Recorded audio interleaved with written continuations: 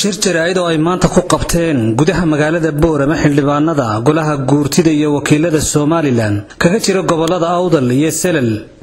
ay kaga hadleen arrimo ay kamid yihiin kulankii dhexmaray xildhibaanada labada gobol iyo madaxweynaha Soomaaliland kuna dhexmaray gudaha magaalada Boorama sidoo kale waxay xildhibaanadu shirkooga jaraa'id jawaab kaga bixiyeen hadal ka soo yeedhay wasiir ku-xigeenka wasaaradda waxbarashada iyo tacliinta sare ee Soomaaliland Cali Xamuud Jibriil hadalkaasi oo ka sheegay wasiir ku-xigeenku kulan madaxweynaha lagu guddoonsiinayay shahaado sharaf oo ka dhacay xarunta jaamacadda Camuud hadalkaasi oo wasiirku uu yiri sidan si fiican baa la isku afgartay xalay la saaka si wanaagsan baa u dhaceen wixii aan maqasheen ee deeqaha ee saxaafadda loo mariyay madaxweynaha xaal baa laga bixiyay dowlad joogaha oo loo dhanaa madaxweyne mar labaad anigoo codkii shacabka reer Awdal iyo Selal ku hadlaya wasiirkaagiya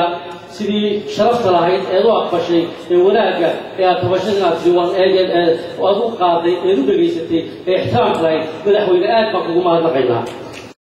haddaba xildhibaanada ka soo jeeda gobolada galbeedka Soomaaliland iyagoo jawaab ka bixinaya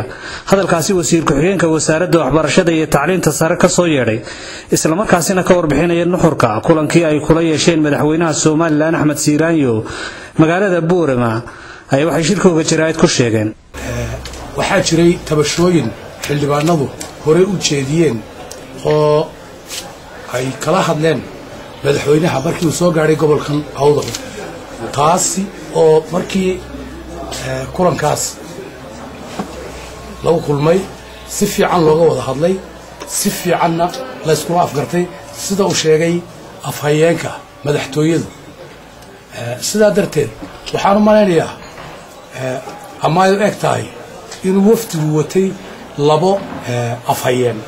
marka waxaan u sheegaynaa tabashooyinkii ay qabeen ee horey ay ugu jeediyeen xukuumadda warkaasna xalla wax ka jira ma jiraan apology aan bixinayna ma jiro xildhibaanadii ka soo jeeday labada gobol baan nahay waxaanu kala hadalnay xukuumadda wax aan xaq u leenahay oo qiimo kasta ha joogtee annaan marna ka tanaasuleynin waanan isaragnay madaxweyne wax annagu xaal iyo tanaasulaad qadiyadii aan lahayn iyo saami qaybsigayagii marnaba kama tanaasulay waxaan xaq u leenahay labadayada gobol mataanaan nahay ma lanamana kala furfuri karo wax walloo dhac canaasiir yari way soo bixi kartaa danteeda waxba kama jiraan canaasiirtaan madaxweynahana si fiican baan isku aragnay waxa laga abaadayay ee kelmado badan yidhina Sheekh Axmed Yaasiin buu Sheekh Axmed Yaasiin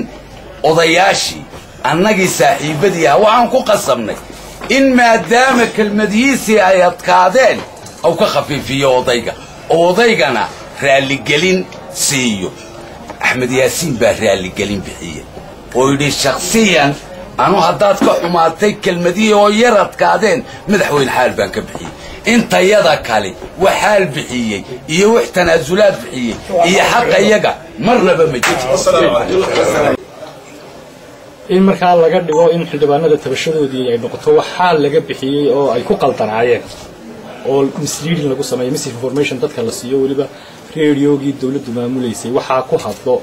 ayaanu aad iyo aad horta uga xunnahay waxaan u baxay kaliya anigu imika waxa weeye qodobka xaal bay bixiyeen madaxweynuhu wuxuu noogu yimid gobolka yagii gobashayadii buu fadhiyay martibuu noo ahaa maamuus iyo karaamu nagu leeyahay anigu markii aan hadalka shalay markaanu la hadlaynay u baxay anaa qadintay oo Axmed Yaasiin ahaan idhi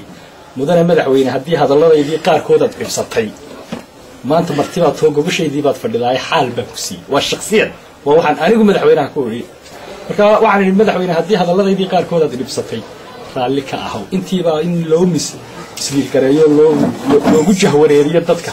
in la yidhaahdo wixii ay tabanayeenba waa beenowday oo xaal bay ka bixiyeen taasi ma jirto xuquuq dadku leeyihiin oo ay xaq u leeyihiin ina cidna marti uga noqon karin